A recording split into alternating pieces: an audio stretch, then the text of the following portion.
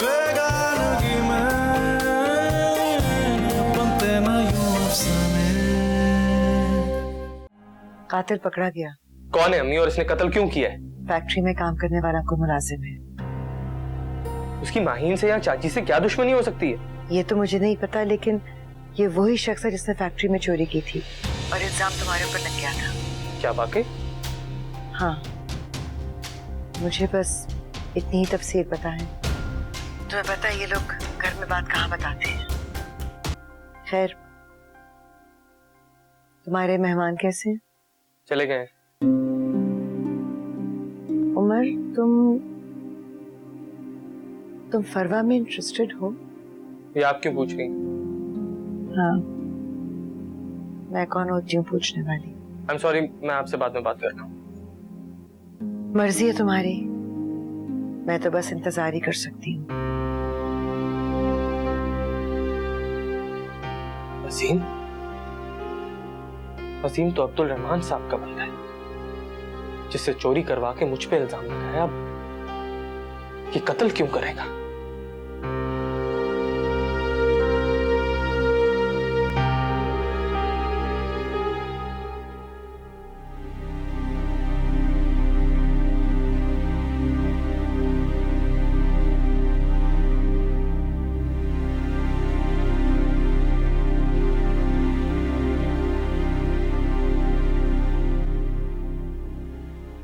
दस मिनट है तुम्हारे पास, साहब के आने का टाइम है। जी।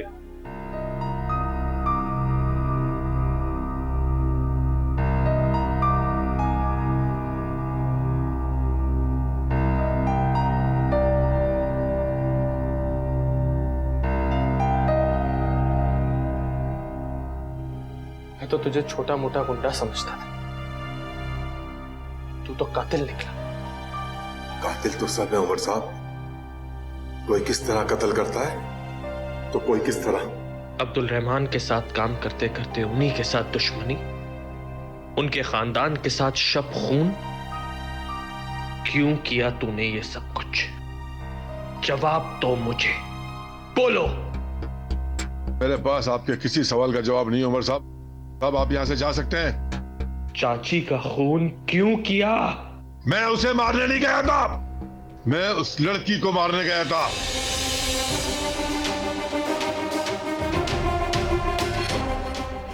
उसके साथ तेरी क्या दुश्मनी है?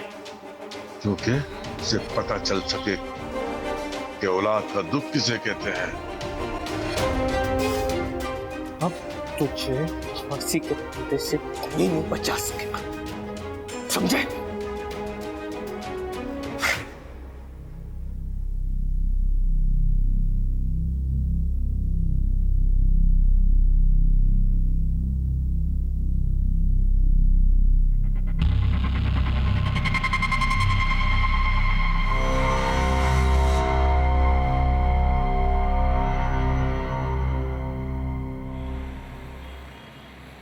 जब्बार, जो कुछ तुम कह रहे हो ये कोई मामूली बात नहीं है।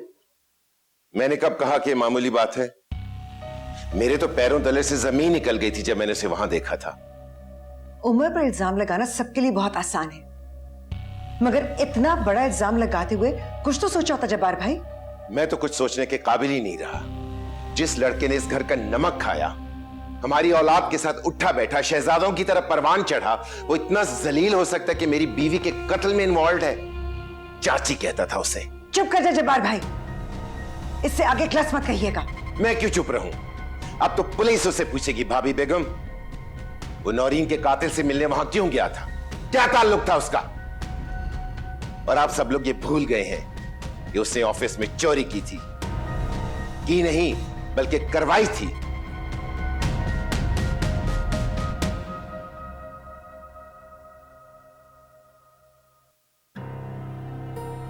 जब्बार, ये मुमकिन नहीं है। क्यों मुमकिन नहीं? अब उसका प्लान फेल हो गया तो हमसे बदला ले रहा है। आप माने या ना माने, वो माहीन को ही मरवाना चाहता था।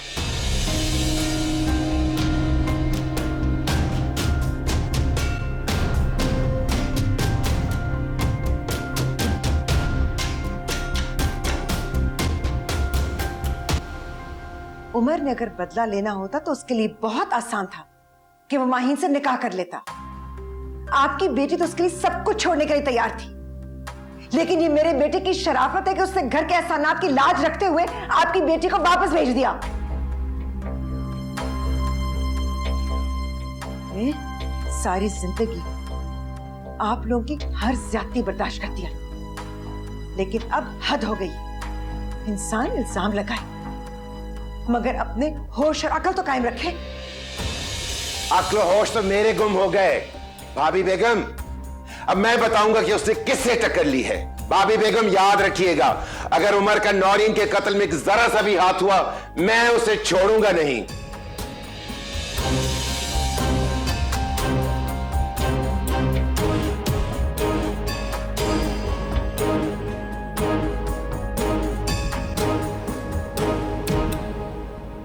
अरे फरवा, जी हमने पता है मैं ये सोच रही थी हमें वहां से इस तरह से नहीं आना चाहिए था। कम से कम ताजियत ही कर लेते। अल्लाह मरने वालों की मग़फ़िरत करे। अब जब कराची जाना होगा तो आप आसमा मामी से मिल लीजिएगा। हाँ, वैसे भी कौन सी आसमा ने हमें घास डाली है, सिर्फ एक बार मिलने आई। सारा घुमाना फिराना ही तो उमर बेचारा था, जिसने खिलाया पिलाया भी, घुमाया फिराया भी। सच बताऊं, वो हमें देखकर वहां जल गई। वो चाहती ही नहीं थी कि हम कराची पहुंचे। चले, आपका भी कराची जाने का शौक तो पूरा हो गया। हाँ, वो तो है। hey, मुझे तो बहुत अच्छा लगा और उमर की तरफ से मैं तो मुतमईन हो गई। ऐसा लग रहा था जैसे मैं अपने बेटे के घर गई हूँ। बस अब सही मौका देखकर मैं बात कर लूं। कौन सी बात? ये कि अपना घर बसा ले और तुझसे निकाह कर ले। अम्मी, आपको अल्लाह का वास्ता है, प्लीज मेरी इतनी बेइज्जती तो ना करें। वो तेरा दिमाग खराब है? तेरा निकाह करवा रही हूँ, इसमें बेइज्जती की क्या बात है? अम्मी, आप अपने मुंह से अपनी बेटी का रिश्ता मांगेंगी ना? तो क्या मैं आसमा का इंतजार करूँ? वो कब आया और तेरा रिश्ता मांगेगी? नहीं, अगर आपने उमर से कोई भी ऐसी बात की तो मुझसे बुरा कोई नहीं होगा।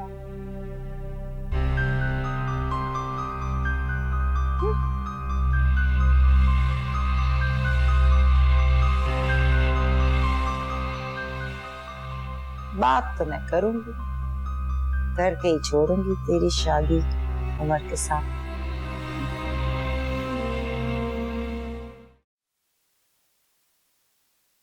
ये क्या हो रहा है रहमान? अपने दिल पर हाथ रखकर मुझे बताए, उमर ऐसा कर सकता है? दिल पर हाथ रख के फैसले करने का वक्त गुजर चुका। अब हकायक पर बात होगी। ये क्या कह रहे हैं आप? मैं ये कह रहा हूं कि उमर को अपनी पोजीशन वाजे करनी होगी। वो किस किस मामले में अपनी पोजीशन वाजे करेगा? हर उस बात पे जिसमें वो इन्वॉल्व होता है। उसे क्या जरूरत थी कि हवाला जाकर उस शख्स से मिले? मैं बात करूंगी उससे। कोई जरूरत नहीं तुम्हें उससे बात करने की। और वो सुनता है किसी की बात? अगर वो बेकसूर है तो उसे अपनी बेगुनाही साबित करनी होगी। आप उससे केस में इन्वॉल्व करेंगे? वो खुद इन्वॉल्व हुआ है।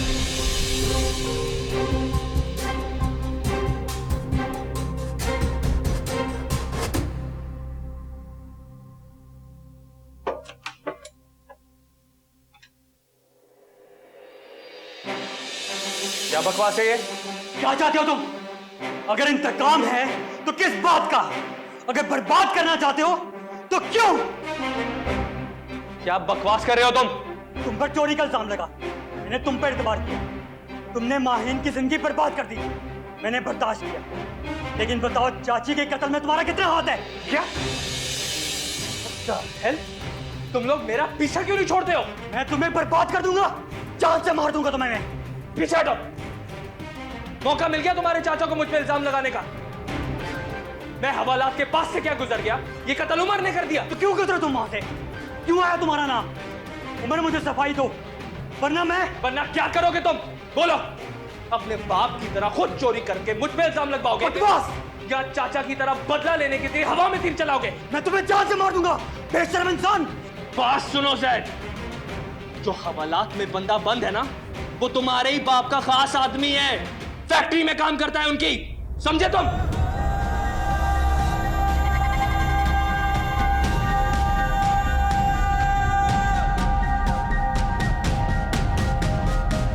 हमारा दिमाग खराब हो गया सर। मेरा दिमाग खराब ना हो जाए इसलिए तो आधी रात को आपसे बात करने के लिए खड़ा हो गया हूं। आखिर उस शख्स ने उमर से ऐसा क्यों कहा कि आपके कहने पे चोरी किया उसने, ताकि इल्जाम उमर पे आ जाए और वो फैक्ट्री से बाहर हो जाए। झूठ बोल रहा है उमर। अब्बू यही तो मालूम करना है कि झूठ बोल कौन रहा है। तुम अपने दिल पर हाथ रख के ये फैसला करो कि मैं इतनी घटिया हरकत कर सकता हूं। दिल पर हाथ रखकर फैसला करने का वक्त गुजर गया रहमान साहब। अब तो हकायक पर बात होगी। आसमा, उसने ये बात कही लेकिन हमने नहीं सुनी। सच तो यह कि आपने कभी उसकी बात सुनी ही नहीं। वो कहता है कि इस बात के बाद ही उसने फैसला किया था कि वो यहां से हमेशा के लिए चला जाए।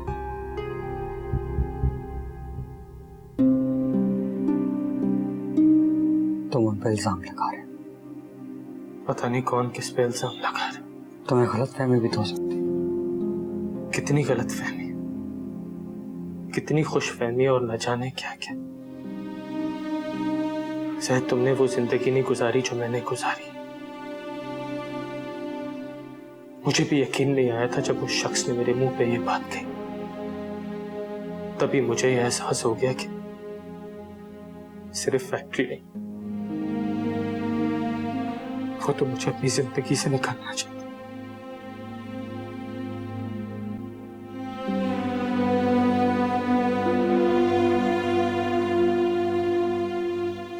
वो इसी तजस्सुस में अजीम से मिलने गया था। क्या आखिरकार आपके और उसके बीच में ऐसे क्या इख्तिलाफात हैं कि वो इस तरह से बदला ले रहा है? तुम लोग कहानियां गढ़ना बंद करो। कुछ तो मिसिंग है अब्बू, कुछ ऐसा जो हमें मालूम नहीं है। तुम फिर उमर की बातों में आ रहे हो। मैं किसी की बातों में नहीं आ रहा। अगर उमर पे इतना बड़ा इल्जाम ना लग रहा होता तो वो मुझसे कभी भी डिस्कस ना करता। मेरे उससे जो भी इख्तिलाफात हैं, अरे वो मेरा भाई नहीं है, लेकिन चाचू की बात पर मुझे 1% भी यकीन नहीं।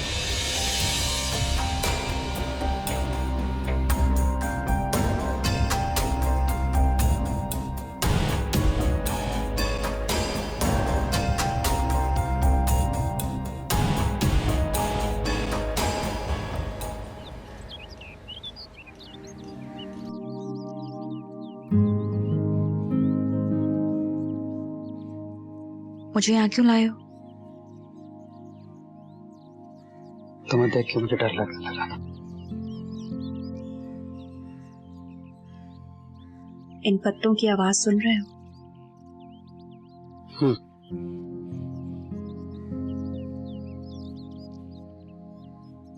ये कह रहे हैं कि बाहर अब कभी नहीं आएगी। हाँ, अब ऑटम खत्म होने वाला है। मेरी जिंदगी से नहीं।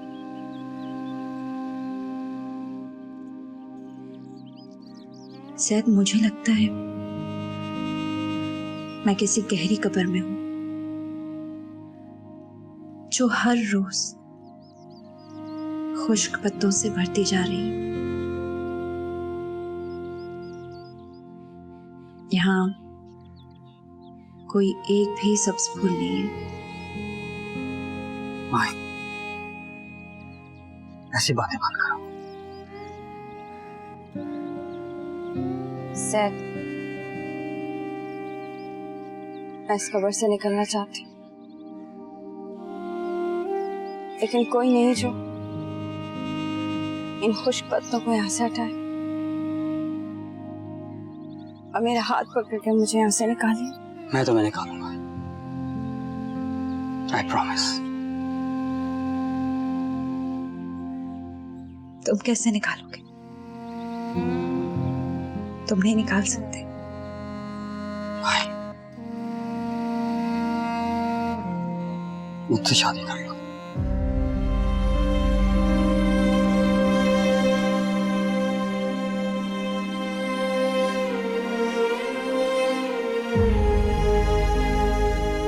देखो हमारे खानदान के साथ क्या कुछ हुआ, हम कहां आ खड़े हुए हैं। मेरी बात समझने की कोशिश करो, और इस तरह सोचने में कोई हर्ज नहीं। हम कुछ गलत नहीं करेंगे माही। तुम निकलना चाहती हो इस बेयकीनी से, इस घुटन भरे माहौल से, मैं तुम्हें निकालूंगा। चुप कर जाओ, चुप कर जाओ। तुम बेगाने बनते ना यूं अफसाने, बेगानगी में बनते ना यूं अफसाने,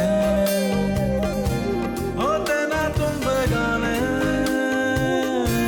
बनते ना यूं अफसाने, बेगानगी में बनते ना यूं अफसाने।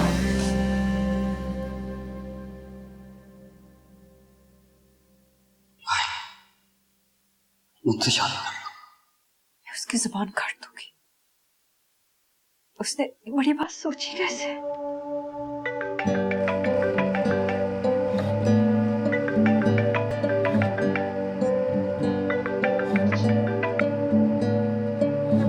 माही, शट अप। मुझे माही सिर्फ मेरे अपने कहते हैं। क्यों कॉल की मुझे? माही मैं वजाहत कर सकता हूँ सारे मामले से। मुझे तुम्हारी कोई वजाहत नहीं चाहिए। मैं जानती हूँ तुम मेरे खानदान से, मुझसे कितनी नफरत करते हो। मेरी जिंदगी बर्बाद करके मेरे खानदान को मिटा देना चाहते हो। माही ऐसा कुछ भी नहीं है। तुम एक घटिया और बेगैरत इंसान।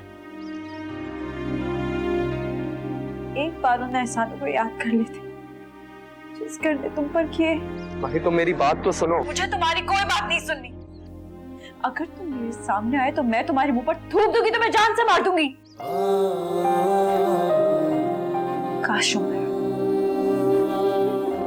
नफरत से आगे का कोई जज्बा होता तो मैं तुम्हें वो भी करके दिखाती, लेकिन नहीं, वो तो तुमने करके दिखा दिया। काश तुम कभी हमारी जिंदगी का हिस्सा ना बनते।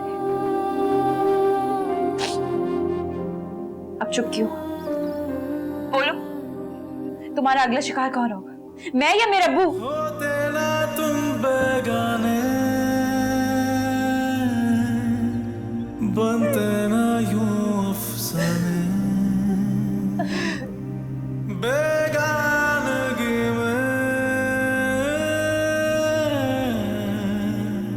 बनते ना यूं अफसाने।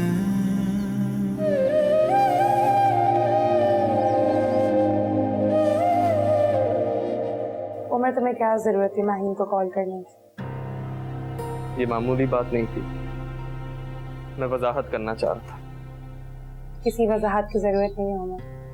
और वैसे भी तुम तो यही चाहते थे ना कि वो तुमसे नफरत करे, कभी मुड़ के तुम्हारी तरफ देखिए भी नहीं।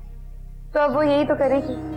अगर तुम्हारा नाम भी सुनेगी ना तो 100 दफा लानत देगी। लेकिन एक हस्ती है जिन्हें वजाहत देना बहुत ज्यादा जरूरी है, और सबसे ज्यादा तकलीफ में वही होंगी इस वक्त। मेरी अम्मी से बात हो गई। अच्छी बात है, तुम फिक्र नहीं करना, इंशाल्लाह सब कुछ ठीक हो जाएगा।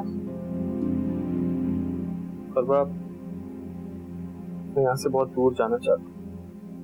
कितनी दूर? मैं बाहर चला जाऊंगा, पाकिस्तान छोड़ दूंगा। इतना दूर चला जाऊंगा कि इन लोगों की आवाज भी मुझ तक ना पहुंचे। क्यों? तकलीफ होती है तुम्हें? बेचैनी बढ़ती है? उमर, मान ली कि अब तुम कमजोर पड़ने लगे हो। परवा, मैं पत्थर का नहीं बना हुआ। माहीन और अम्मी से दूर नहीं हो पा रहा। इसका हल यही है कि मैं यहाँ से बहुत दूर चला जाऊं। जाना कितना बड़ा फैसला, ये फरार। लेकिन क्यों उमर?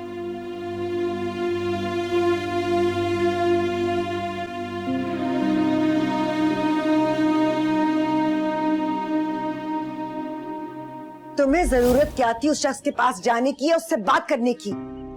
तो अगर मैं चला गया तो कौन सी कयामत आ गई? कयामत तो मुझ पर टूटती है ना। मरने तो मैं लगती हूँ उमर जब कोई तुम्हें इल्जाम देता है, तुम पर शक करता है। मैं कभी उनके शक के दायरे से बाहर गया नहीं। तो अब मैं मुल्जिम बन गया तो कौन सी बड़ी बात हो। मुझे इसलिए उनसे नफरत है और चिढ़ आती है क्योंकि वो मुझसे कभी प्यार कर ही नहीं सके। लेकिन ये बात आप नहीं समझ। मैं सब समझती हूँ। मैं ये भी समझती हूँ कि जब्बार भाई तुम्हें इस मामले में इन्वॉल्व करने की कोशिश जरूर करेंगे। वो माहीन के घर से जाने का बदला तुमसे लेंगे। और माहीन क्या कहती है? जो सुलूक तुमने उसके साथ किया है उसके बाद वो क्या कहेगी उमर? वो भी यकीन करेगी? लेकिन मैंने किया क्या है? इसीलिए तो कह रही हूँ यहाँ से चले जाओ। कहाँ चला जाऊँ? मुल्क से बाहर चले जाओ।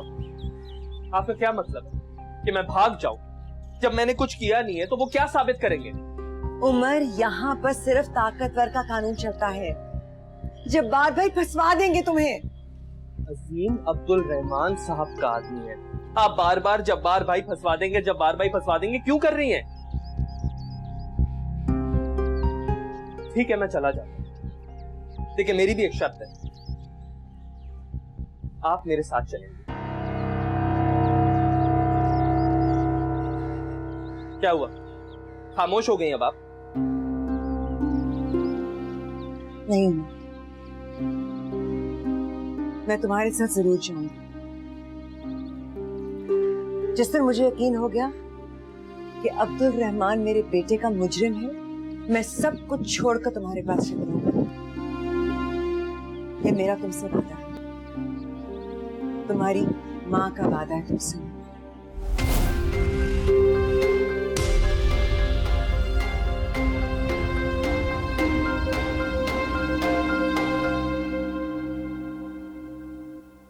किधर? तुम्हें क्या?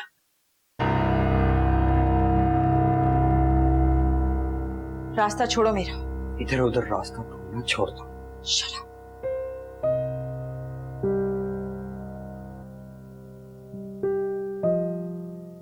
तुम्हारे लिए ये फॉर्म लेकर आए। डिपार्टमेंट सेलेक्ट कर लिया, बाकी तुम फिल कर दो। मैंने तुमसे कहा था फॉर्म लाने के लिए। मुझे लगा तुम अपने लिए बेहतर फैसला नहीं कर पाते, इसलिए। फिर भी फैसले करने का हक मैं तुम्हें नहीं दे रही।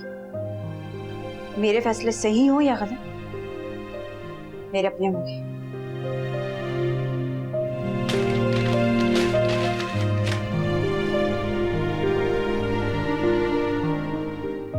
You're right. फैसला सही हो या तुम्हारा।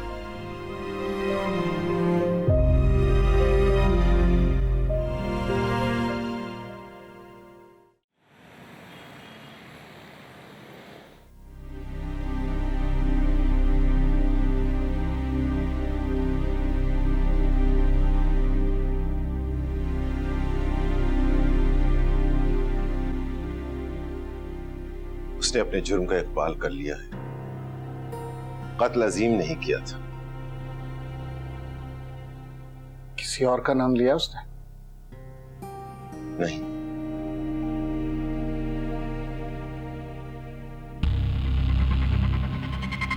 काश उसने उमर का नाम लिया होता। सारी जिंदगी के लिए उसको अंदर करवा के मैं सुकून का सांस लेता। जब्बार, अब छोड़ दो उसका पीछा।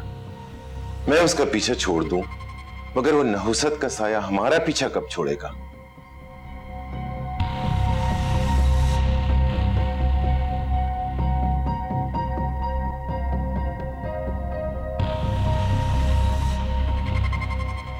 मुझे पूरा यकीन था कि इस बार भी मेरा बेटा बेगुनाह साबित होगा। मेरा दिल भी यही गवाही देता। रहने दो। जब उमर की बात आती है तो महमूद और याज एक ही सफ में खड़े हो जाते हैं। जलजला कहीं भी आए, मलबा हमेशा मेरे उमर पर गिरता है। वाह, क्या क्या तशबीहात इस्तेमाल कर रही है। माशाल्लाह से आपका दिमाग खूब काम कर रहा है। वरना पिछले दिनों तो गायब दिमागी का ये आलम था कि अंडे मुझे अपने कपड़ों की अलमारी में से मिले। तालिबन फ्रिज समझ के रख दिए होंगे। मस्खरे हो तुम। हस्ती भी अच्छी लगती है।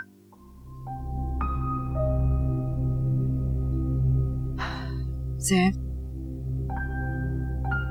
मैंने उमर से कहा है कि वो मुल्क से बाहर चला जाए। अगर वो चाहेगा तो मैं फरवा से उसका निकाह करवा दूंगी। मगर मैं चाहती हूँ कि वो यहाँ से बहुत दूर अपनी फैमिली के साथ सेटल हो जाए। आप ये क्या कह रही हैं? वो चाहता है कि मैं भी उसके साथ चलूं, लेकिन मैंने जिस हौसले से अपने बेटे की बेगुनाही के सबूत का इंतजार किया है, मैं उसी हौसले से अब्दुर्रहमान का इंतजार करूंगी। लेकिन मैं कसम खाती हूं सैद, अगर तुम्हारे अब्बा अपनी बेगुनाही साबित ना कर सके तो मैं चली जाऊं। आसमा, अब्बू देखिए अम्मी क्या कह रही हैं। तुम मुझ पर शक कर रही हो? तुम ऐसा सोच भी कैसे सकती हो? बिल्कुल उसी तरह जिस तरह आप लोग उमर पर शक करते रहे हैं, उस पर इल्जाम लगा सकते हैं। मेरा बेटा चीखता रहा, चिल्लाता रहा, लेकिन मैंने भी उसकी बात नहीं सुनी। लेकिन अब तो हद हो गई। इन सौतेले रिश्तों का तावान भरते भरते हम माँ बेटा थक गए हैं। अब आपकी बारी है, आप अपनी बेगुनाही का सबूत दें। तुम मुझसे ये कहना चाह रही हो कि उमर को घर से निकलवाने के लिए चोरी का ड्रामा मैंने किया था? तो फिर किसने किया था? कौन चाहता था कि उमर यहां से बदनाम होकर निकले? आप लोग नहीं चाहते थे कि उमर फैक्ट्री में जाए। क्या ये बात सही नहीं है? लेकिन आप फिक्र मत करें, मैं अपना आखिरी फर्ज भी निभा कर जाऊंगी।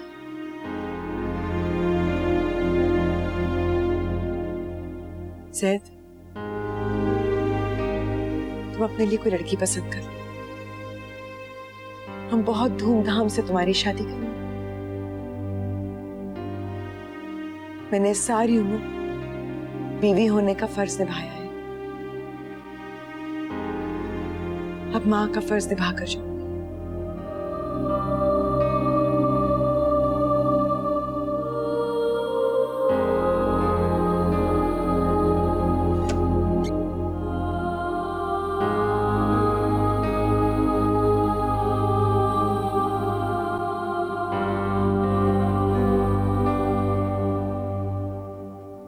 हेलो भाई। जाओ यहाँ से। इतनी इंसल्ट। कोई बात नहीं, होता है। सैद जाओ मेरे कमरे से। तुम्हें कुछ अच्छी खबरें सुनानी है। तुम्हारे मुंह से अच्छी खबर भी अच्छी नहीं लगती। कोई बात नहीं। कातिल ने इतराफे जुर्म कर लिया, अब उसको फांसी से कोई नहीं बचा सकता।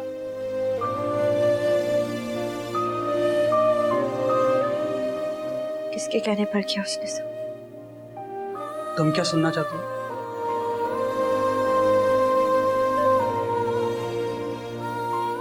पर्दे डालने की जरूरत नहीं है।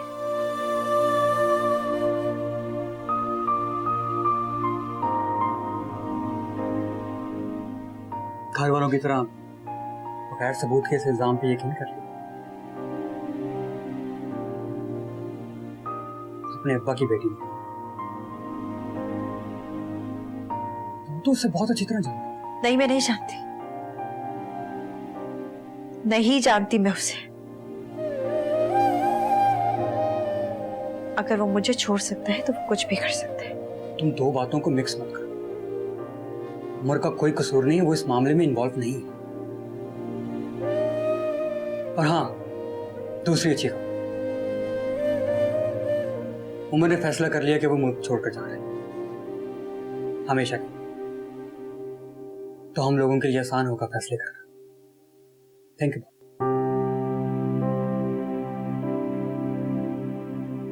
हमेशा के लिए जा रहा है? हाँ।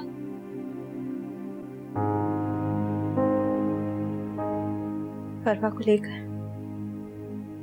हो सकता है। फिर तो फैसला करना आसान हो जाएगा। डेफिनेटली। जिंदगी भी आसान हो जाएगी। I hope so.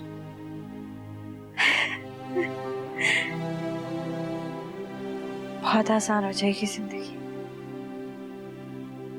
उसके यहां से जाने से हम सबकी जिंदगी बहुत आसान हो जाएगी। Easy and happy life. क्यों पागल की तरह से? खुशी मना रही हूँ, तुम देखना अब सब कुछ पहले जैसा हो जाएगा, सब कुछ ठीक हो जाएगा। Go to bed. इस तरह से तो चुड़ैल लग रही।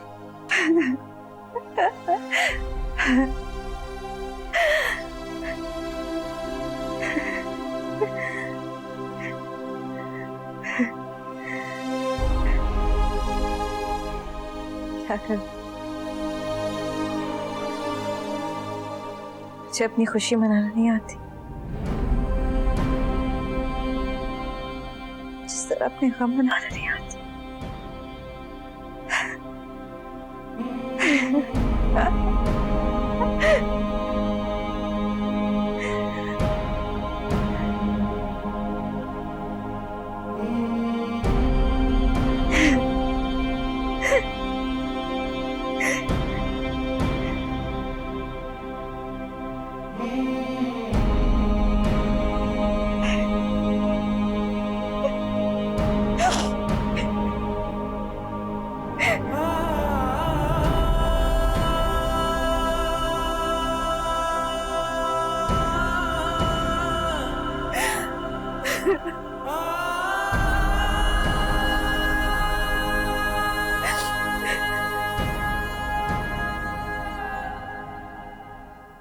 फाइनली तुम्हें जॉब मिल गई। माहौल कैसा? अच्छा है, माहौल भी ठीक है। प्राइवेट फर्म है, तनख्वाह बहुत कम और काम बहुत ज्यादा, लेकिन ठीक है, 2 अफराद के लिए काफी है। रिजल्ट आ जाएगा तो और अच्छी जॉब मिल जाएगी। तुमने वीजा अप्लाई कर दिया? हाँ कर दिया। वहां जाके क्या करोगे? पता नहीं। तुम्हें नींद नहीं आ रही? नींद भी आ रही है और थकन भी हो रही है, समझ नहीं आ रहा क्या करूं। उमर, वहां पे तुम्हारी अम्मी नहीं है।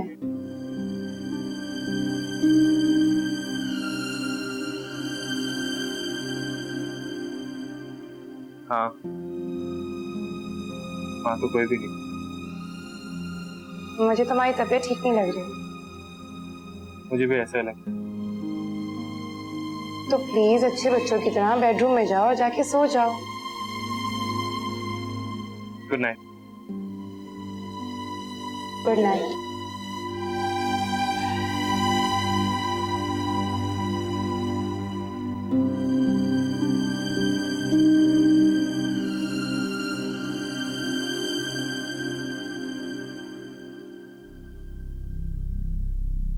साहब जी, आपकी बहुत मेहरबानी जो आप मेरी बीवी के कहने पर यहाँ आए। कमाल है, अभी भी तुम्हारे चेहरे पर ना कोई शर्मिंदगी है और ना कोई नदामत। मुझे दुख है साहब, मैंने अपने खानदान के साथ अच्छा नहीं करा। और हमारे खानदान के साथ क्या किया तुमने? आप उसके हकदार थे साहब। हमने क्या बिगाड़ा है तुम्हारा? साहब, आप लोग इंसान को चाबी वाला खिलौना समझते हो। उसमें चाबी भरी और अपनी मर्जी का नाच नचवाया, और जब अपना काम निकल गया तो चाबी निकाली और इस जेल में डाल दिया। किसने इस्तेमाल किया और किस मकसद के लिए? हमारी सजा कम तो नहीं हो सकती, लेकिन शायद जमीर का बोझ हल्का हो जाए। मेरे जमीर पे कोई बोझ नहीं है साहब। फैक्ट्री में जब भी कोई इश्यू हुआ तुम्हारी वजह से, जब कोई स्ट्राइक हुई तो तुम्हारा नाम आया।